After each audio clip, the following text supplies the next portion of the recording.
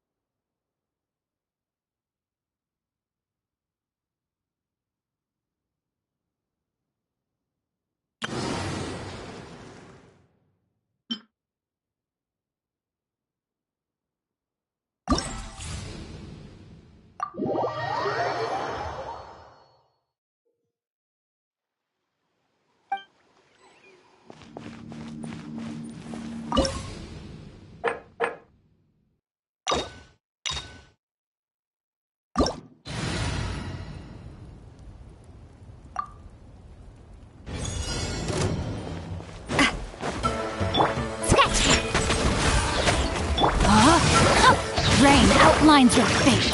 Witness the power of Watch out! Hey there!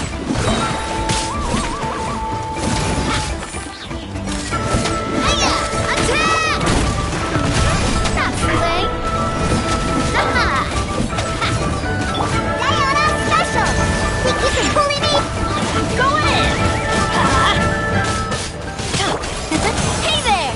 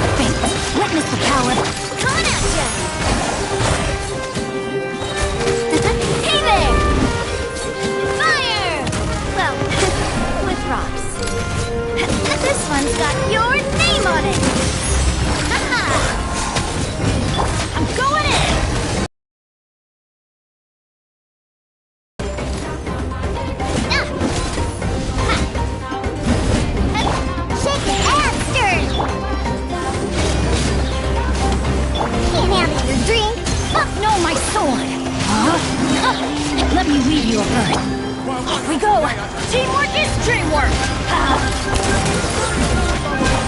Hiya! Ah!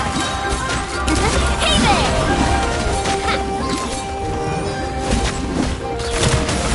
A proper send-off from Abismo with love. Cha! Sketch! I'm going in! Rain.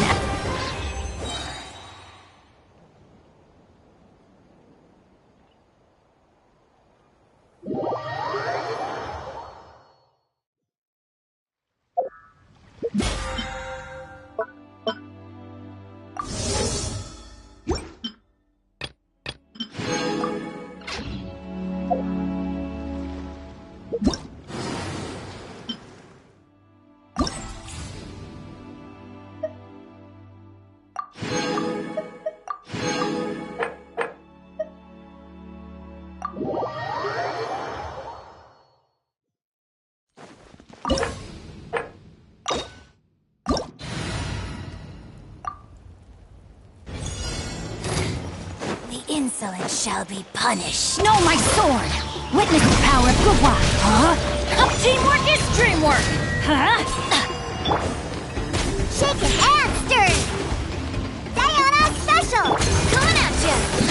A proper send-off from Abismo with love. Coming at ya! Ha! Ha! As foretold. Oh! For the eternal oasis! Get out of here! Everybody stand back! Let me weave you a verse. Hey there! A proper send-off from Abismo with love. Watch out! Hiya! Cha!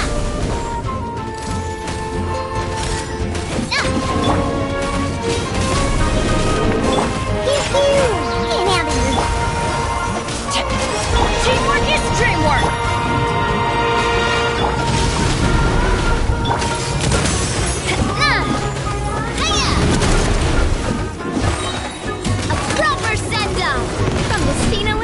Ring cutter! Let's light it up! Everybody stand back! Look at you!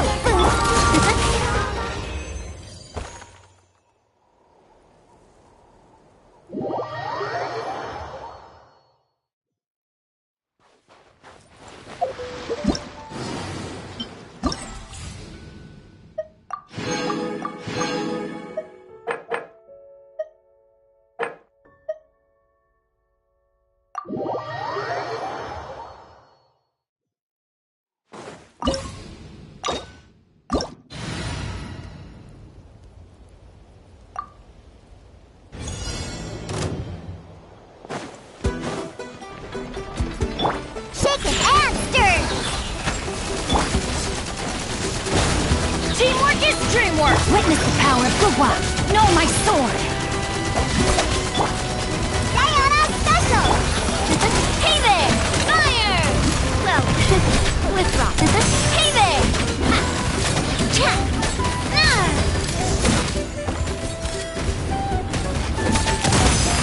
Ah! Ah! Ha! Ha! Rain outlines your fate! Ring cutter! Hey there!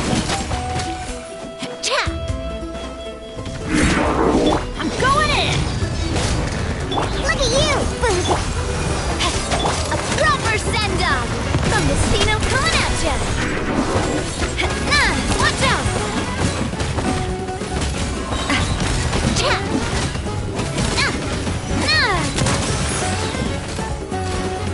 A proper send-off from Abismo. Teamwork is dreamwork! Witness the power of Gugwa! Body and mind. Can't handle your dream, huh? Sketch! Coming at ya! Ha! Everybody stand back! Ring cutter! Rain outlines... Shaken and stirred! Look at... Attack! Coming at...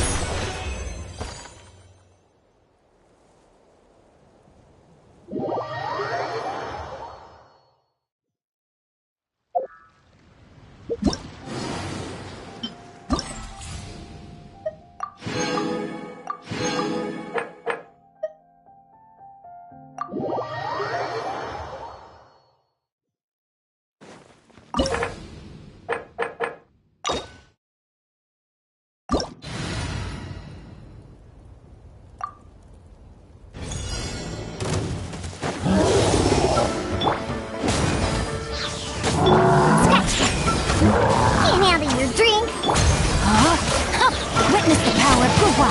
Rain out. I'm going in. Let's light it up. Fire! Well, with rocks.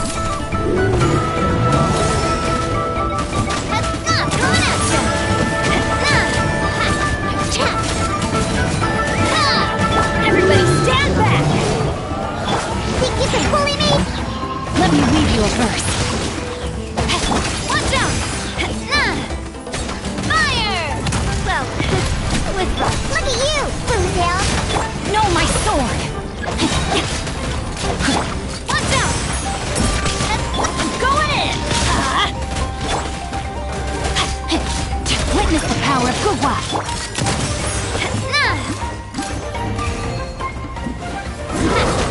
Watch out! Attack! That's the way. Coming at ya! Everybody stand back. Hiya!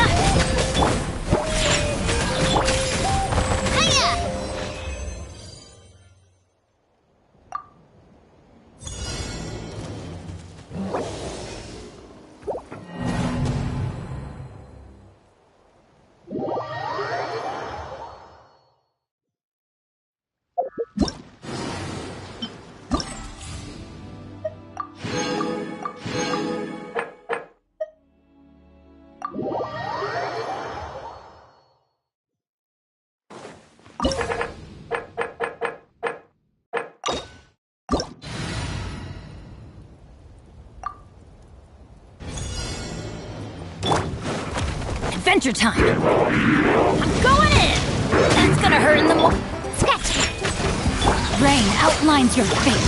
Rain cutter. No, my sword. Watch out! Attack! That's the... Hey there! Sayonara special! Think you can bully me? Teamwork is dreamwork. Let's light it.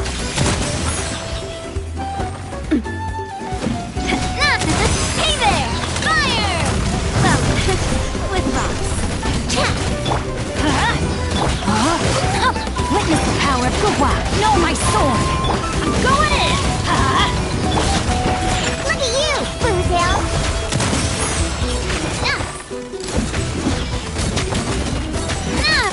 Hey there! A proper send-off from the Cena with love. Watch out!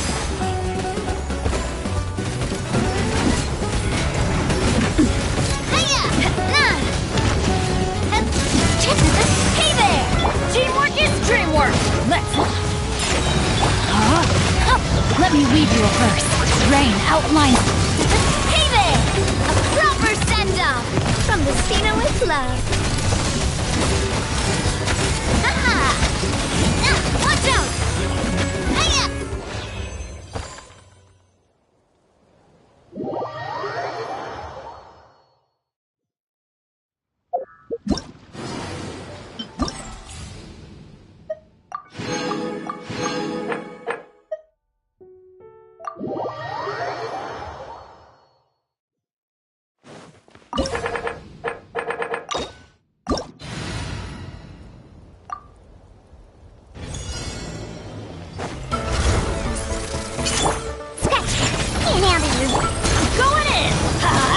Rain cutter. Hey there!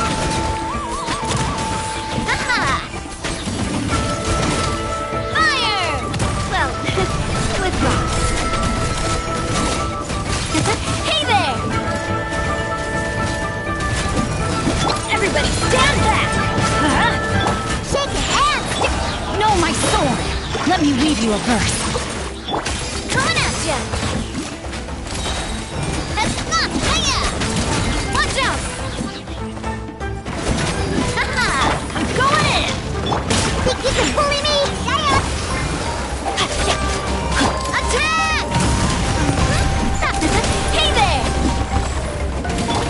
cutter. Rain outlines it. Hey there! Check! Fire! Well, Teamwork is dreamwork. Sketch! Look at you! Witness the power of good. Watch out! Fire! Well, with rocks.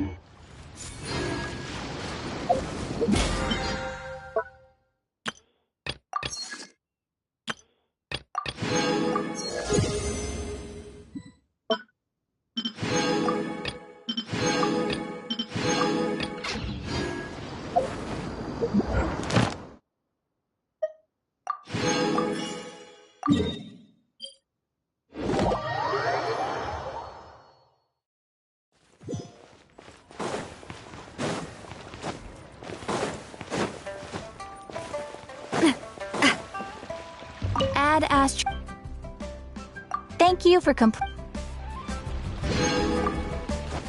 Add Astra.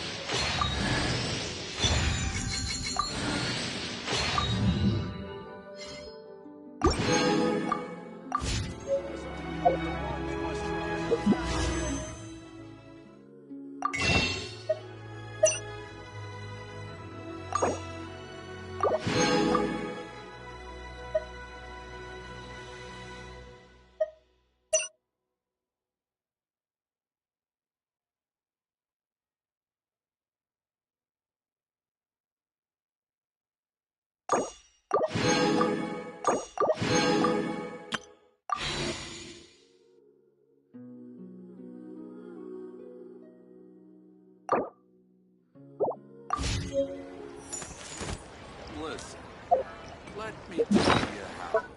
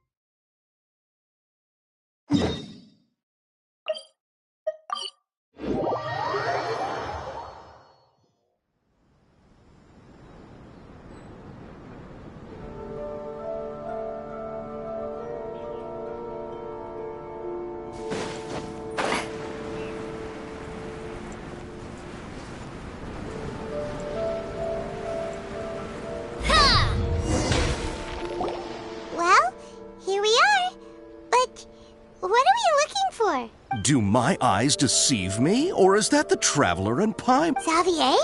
What are you doing here? I was in the general area, and now I'm in this specific area. There, that's me. So what about you two? We have some questions and thought you might be able to help. Certainly do. I've researched the furnace here in some depth. If there's anything you want to know, just ask away. Like the back of my hand. Make no mistake, I have been here a good many times. Not only that, but I've met people in Inazuma whose families used to live in Tatarasuna years ago. They said it's all true, the history here.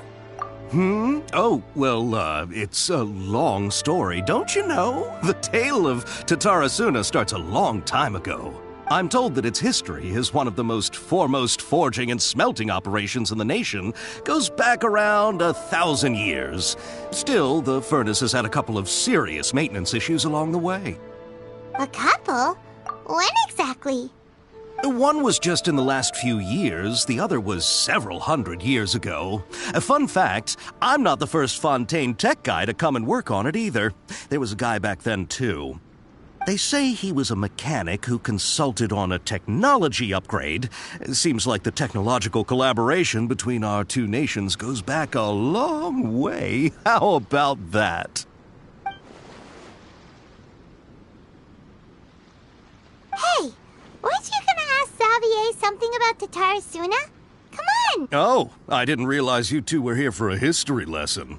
Me neither. Paimon doesn't know what's gotten into this one today. What brought this on? Did you just wake up today with a Sure, go ahead. A kabuki mono? I do know the word. Inazuman for those eccentric but sadly, I've never had... Of course! Don't mention it. Oh, we're leaving? Oh, you're most welcome. More than happy to help. Farewell. Looks like you got all the information you're looking for. Sure, but keep your smile, Spinal Crocodile. No matter what happens, Paimon will always be there for you. Come on, you gotta keep it together. All right, let's...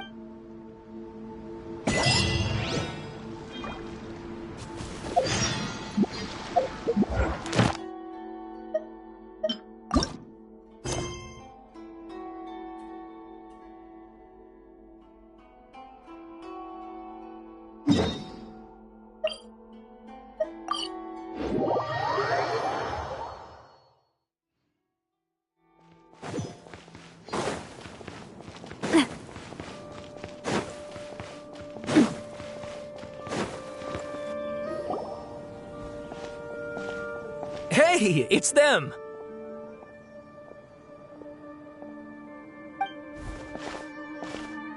Akaba, Sawada, you're still here?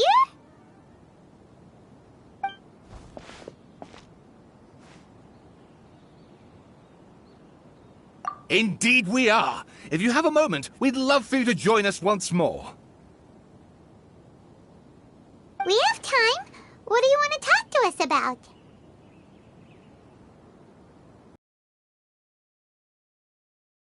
Obviously.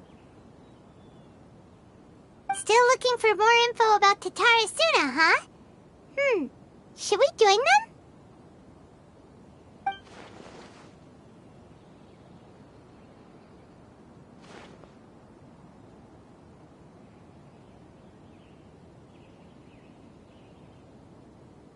Unfortunately, we haven't made any real progress. Huh?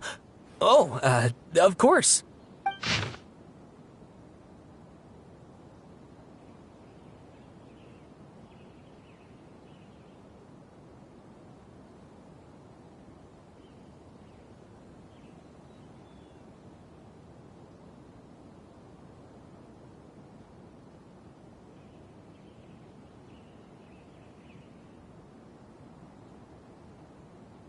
I presume you'll want to read mine as well.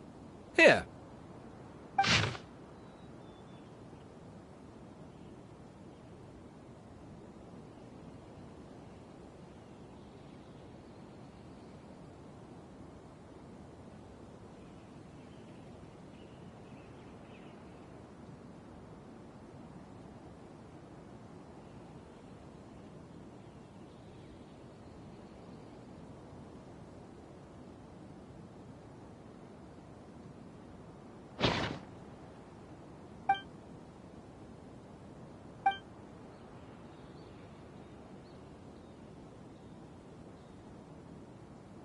Well, what do you think?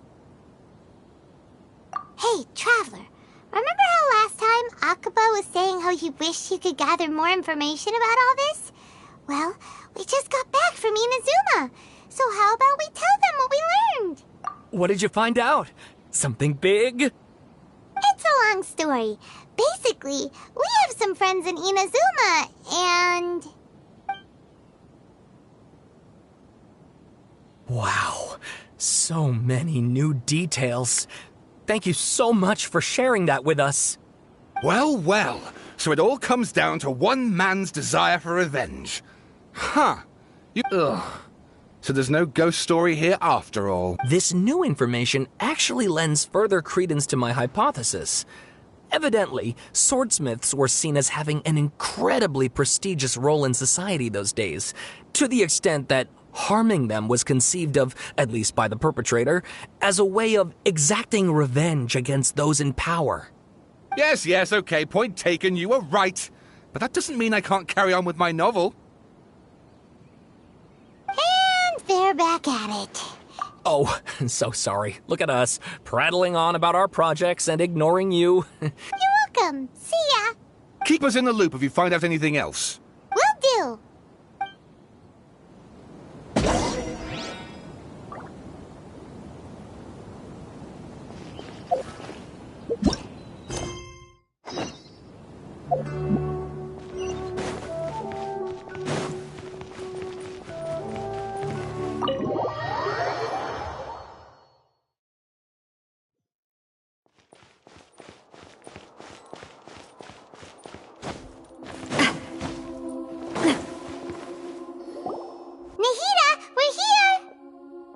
Traveler, Paimon, how have you been? Ugh, where to start? Paimon hasn't had a moment's rest this whole time. That night, we ended up chatting and chatting until The Balladeer? It sounds like some kind of code name. You look troubled. Is there something you need to tell me?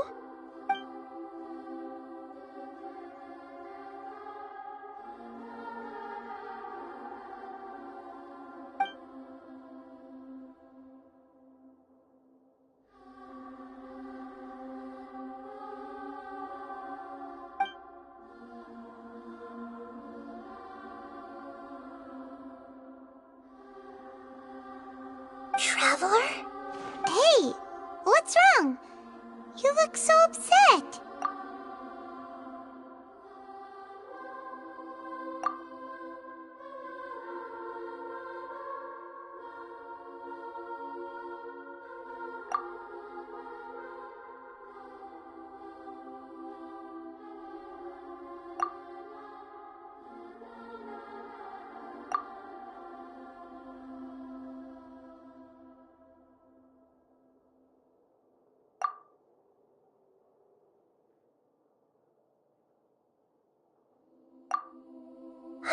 That's quite a story. So, this puppet known as the Balladeer erased himself from Irminsul, hoping that he could change the past. But how was he even able to do that? As the Traveler said, he very nearly became Sumeru's deity. Admittedly, I remember it a little differently. I don't recall finding anyone inside the machine after we defeated it. Nevertheless, it does make sense. If someone were to successfully erase themselves from Irminsul... So, you believe this person really existed, and we just don't remember him because... well, because he literally changed the world?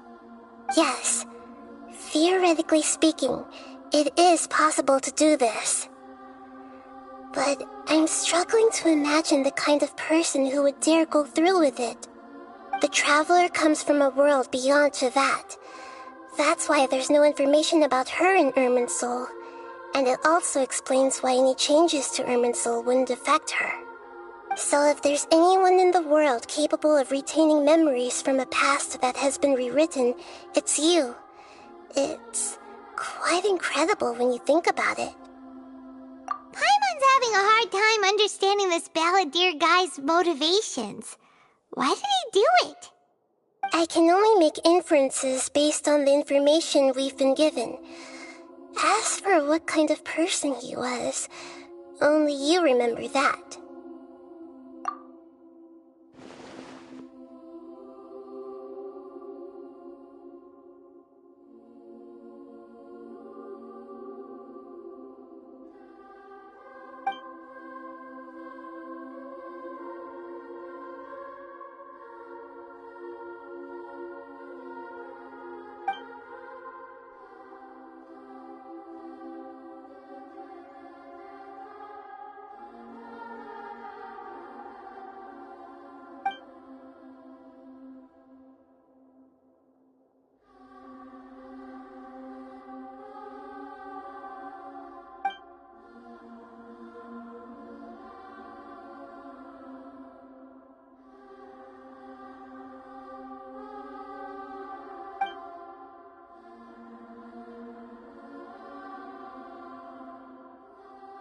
Something else worrying you? Something that you can't share? It couldn't change the fate of the ones who had died, right? Once the balladeer realized he hadn't been betrayed after all, it must have completely changed his view of the people of Tatarasuna. Now he saw them as friends again. He couldn't keep hating humans after that, and if he thought there was a chance he could save his old friends, it would be hard not to try. The story makes sense, every part of it. The balladeer tried to achieve godhood with the doctor's help. He was unsuccessful, but retained the power to connect with Irminsul. That power then enabled him to change what was recorded in Irminsul and erase himself, even though he didn't have much strength left. Yeah, it does make sense, but it still ended in tragedy for his friends. It just feels so hopeless.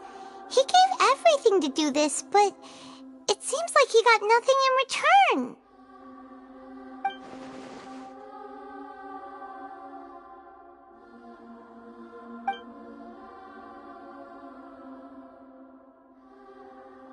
Please wait a moment. I want to check something. Found it. This should be the one. It turns out that I have a strange way of confirming everything she has told us. What is it? A record from a personal collection. It was tucked away in a corner. You should take a look.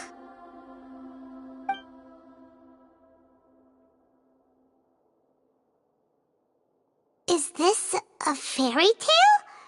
Who wrote it? I authored this record myself. Huh? You wrote a fairy tale that somehow has something to do with the balladeer? When combined with the traveler's narrative, it's clear that this story is an allegory. Everything in it is a symbol for something else. Hold on. So this record survived from the past? Yes. Any information about the balladeer or the kabuki mono and other records will have been changed. But I wrote this story in a way that means it was left intact. Changing the information in Irminsul changes to that. But Irminsul can't change information that was well hidden in advance. I guess I must have written this story as a backup before the balladeer entered Irminsul. That's incredible! What a great idea! And sending the traveler into Irminsul with the balladeer must have been a further precaution. I knew she'd remember everything. This story is abstract enough that it still resonates with the present information recorded in Irminsul. But if we connect all the different pieces together, the true story that emerges is the one she told us. The now erased life of the balladeer.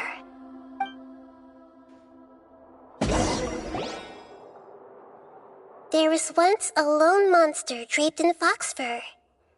The monster found a family of foxes, joined them, and they became friends. The monster lived with the family day and night, and everyone treated it as one of their own. Once in a while, the monster would take off its fox fur at night and lament to itself as it gazed at its reflection in the water. I am a monstrosity, yet they are too foolish to see it. I pity them. But the monster soon found solace when another came to live among the foxes who was not their kin. A kitten, carved from the wood of a white tree who had been abandoned by the humans. The kitten too wished to become a fox, but its tail was too slender and it could not grow a coat of richly colored fur. Yet when the other foxes saw this, they spoke words of comfort to the kitten. Even without a tail and fur like ours, you are still one of us. Furious at this happy resolution, the monster lit a fire on the mountain. The terrified animals panicked as the fire spread. The only way to extinguish the flames was to make a sacrifice. A gray fox stood up and addressed the monster. It said, "You are the cleverest among us. Surely you can help us find a way to solve this." The monster smiled, led the fox toward the fire, and murdered it. The gray fox's heart was turned into a beautiful drop of water, clear, spotless, and pure. The monster gave the heart of water to the kitten, telling him, "The foxes have decided. You are the one who must be sacrificed. Take this, quench the flames, and die for your fox kin." The fire was extinguished, but the kitten lived. It left that side of the mountain and found a little bird who had a broken wing. The two promised they would spend their whole lives together, but the little bird did not have long left to live. It passed away soon after. After burying the bird, the kitten left the mountain for good. Never again would it cherish a single creature nor a single blade of grass that stood on that mountain. The kitten spent the nights wandering aimlessly, gnashing its teeth at the moon. How it wished to swallow the moon and devour the moonlight. If the world could only return to darkness, then it would finally be peaceful and content. I will become the new moon, the answer to everything. Then, no one will know that there were once birds, foxes, and cats in this world. And no one can know that they were different.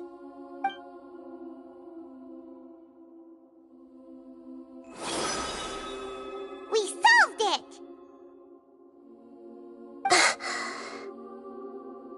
I remember now. This is not just the Balladeer story.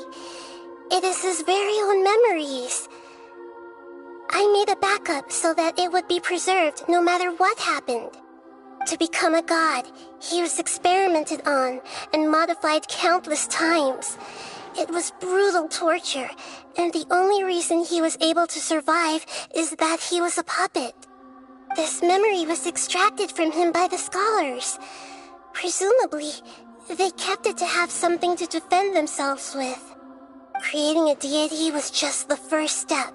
Some of them wanted to be able to control it. That's why they backed up his memory for later use. I buried it deep inside one of my own dreams, and then hid it inside an allegorical story so that it wouldn't be altered. It's hard to believe that this person really existed, let alone that he tried to get rid of us on more than one occasion. Paimon has no memory of him at all. He completely vanished like a puff of smoke. The Balladeer agreed to help me look for information about the Descenders, and although he was unsuccessful, he still helped you. Before he vanished, he confirmed an important detail. that Conria was where your twin first came into this world. We still don't know how the change to Irminsul will affect the senior ranks of the Fatui, but in all likelihood, they won't even remember their own Harbinger. It sounds like Paimon wouldn't like this guy a whole lot if he was still around. But still, Paimon doesn't like the way it all ended that much better. This is why wisdom alone cannot answer all our questions. We look, we see, and we comprehend, but the question still troubles us. So the answer is not everything. People yearn to find the truth and then conquer the troubles they face. When you give someone the truth, you give them a chance to choose their own destiny. To others looking on, this may seem like a pointless endeavor, but for him, the chance to act on his desire to disappear must have meant a lot. Never forget that even when we walk beneath dark clouds along a road filled with suffering, the light of wisdom is always there, guiding us toward a better destination. And that is what you have been doing all along. Yeah, Nahida's right. Cheer up! How about we go get something to eat? We can pick up this heavy conversation again later. Good idea. Paimon, why don't you take her out for a walk to clear her head?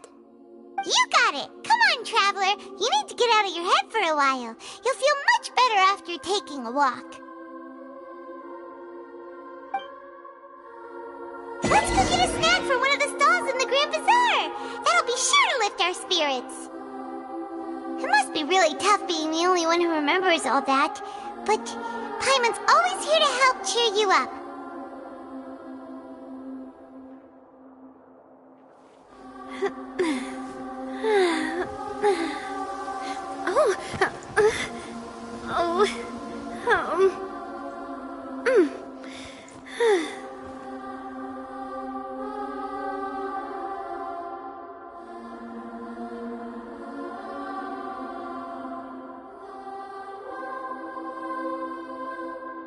My time with Espina has taught me that carrying an unreliable weapon is worse than not carrying one at all.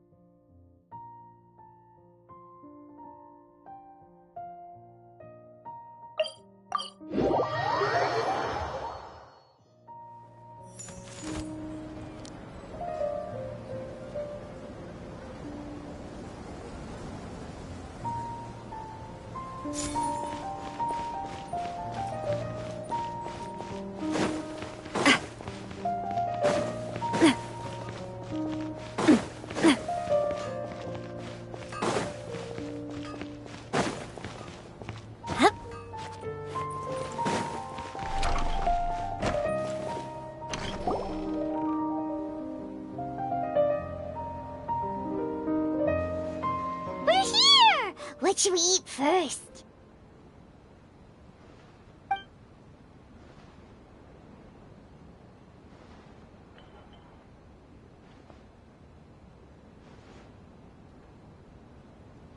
Hey, are you gonna answer or what?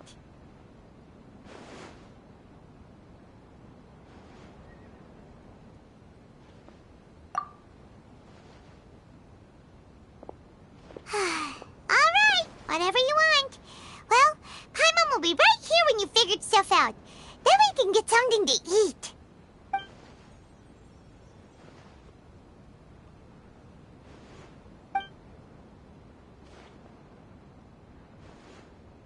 What is it? Have you figured it all out?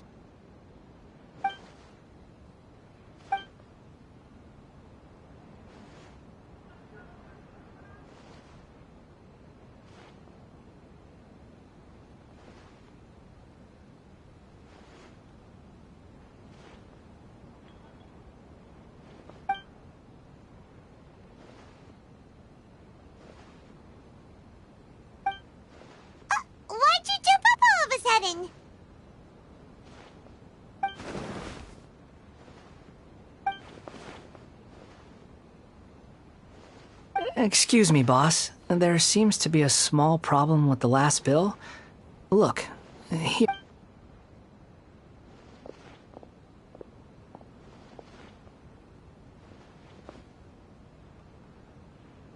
Hey! Hey, wait! You mean me? No, not you. That kid! Didn't you see? Little rascal grabbed my last 2 fresh Sunsettias and ran off. Look, if you're gonna help out here, you can't keep spacing out, okay? What is it? The work's too boring for you? Or has the big city got too many distractions? I wasn't paying close enough attention. Sorry, boss. I think you're right. Maybe it's the city. It's so exciting. It can be hard to focus. Who's that guy? You know him or something?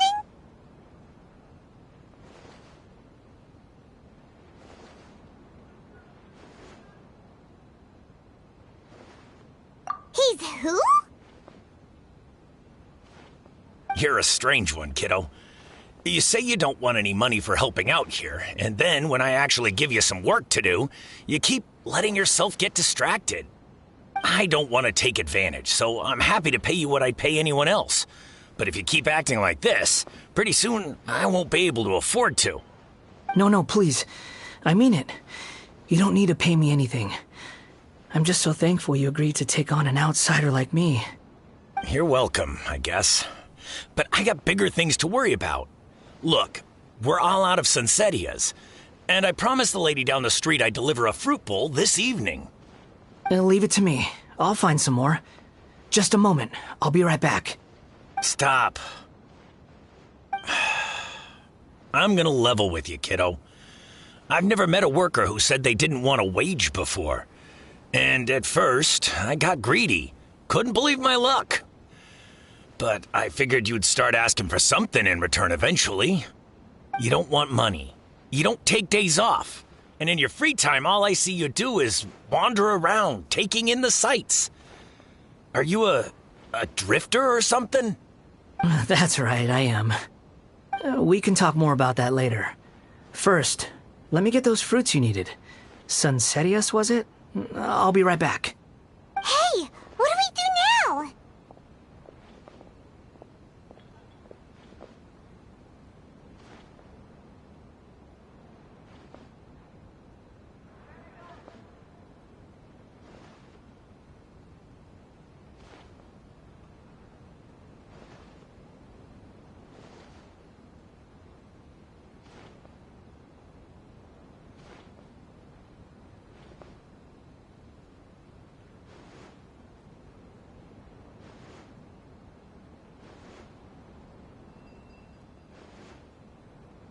Okay, stay out of sight. Don't let him see you.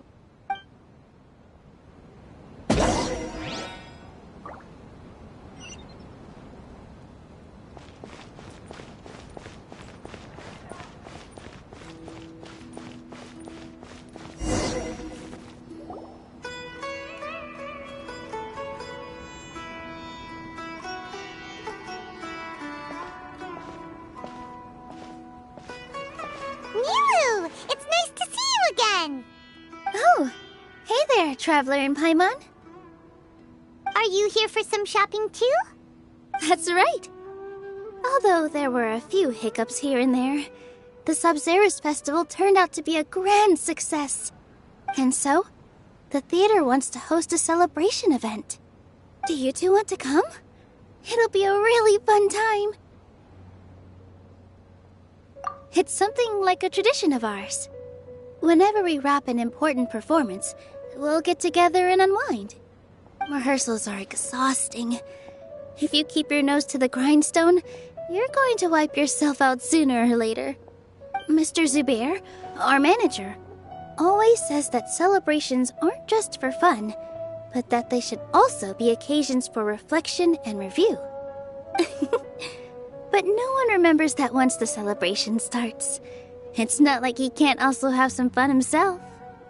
We've been to a lot of festivals during our adventures. Will your celebration also have lots of yummy food and drinks? Of course. We always do lots of eating, toasting, and gift exchanging. We try really hard to show our appreciation for everyone. Ah, so we'll need to bring a present.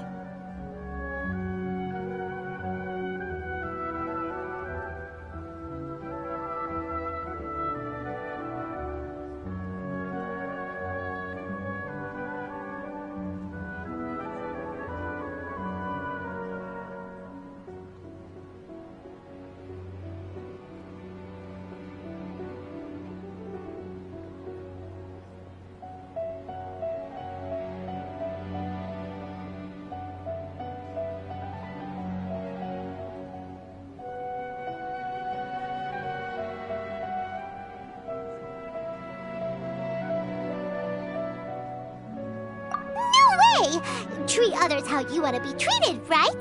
Paimon already has a great gift in mind. But maybe you could lend Paimon some more of hers?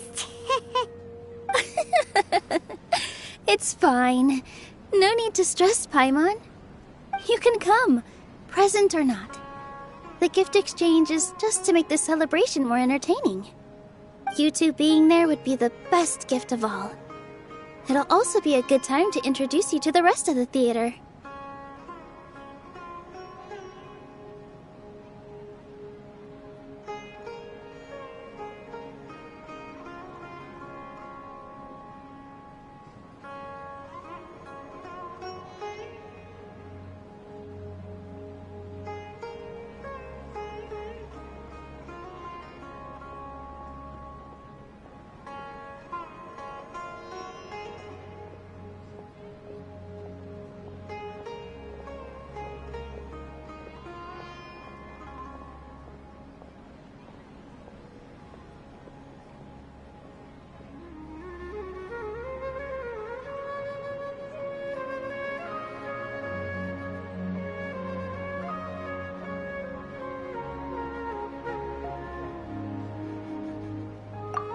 Is something up? You mean when I danced at the square right in front of the academia? Not a single person came after me. I left really easily. After that, no one came to the theater to scold me either. We actually gained many new customers, and they were all academia students. From what I can tell, in the past, if a student were to put off their studies to watch a show or dance, they'd be called foolish and irresponsible. But now, it seems like this attitude is changing. People are starting to believe that engaging with the arts can help them balance their moods, and through that, improve their research efficiency at work. Anyway, it seems like people have to personally experience something to gain a good understanding of it. They should thank us for opening their eyes!